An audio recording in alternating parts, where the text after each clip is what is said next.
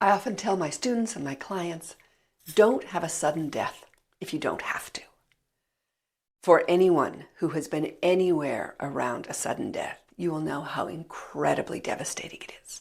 What an enormous shock it is, how traumatizing it is to our nervous system to be expecting the world to move along the way it always has, and then suddenly someone has died.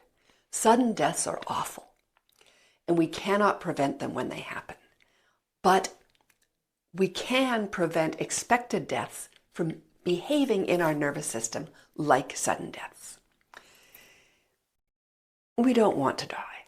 And if we're ill and looking at our life prognosis, it's hard when it gets to the point to say, okay, this is really where this conveyor belt is going.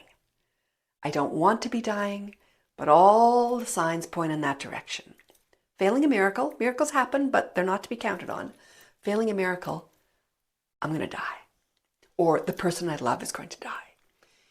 When we can find it within ourselves, when we have enough support, when we have enough resources in ourselves and in our system to acknowledge that, then we can start to integrate and prepare so that when it does happen, it's not unexpected. I heard a story recently from a client about her nephew who was 14, and his father had been ill for 6 years.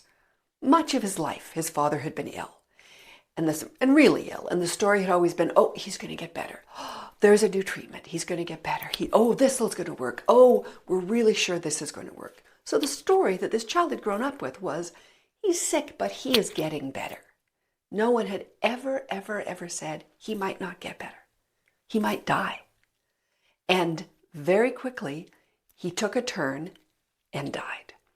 And the child, who had had 6 years to prepare for this, was completely unprepared.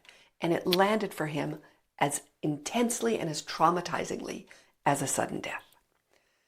We have choice about how we can meet these experiences. And even if it's hard, it's better if we can be prepared and prepare ourselves.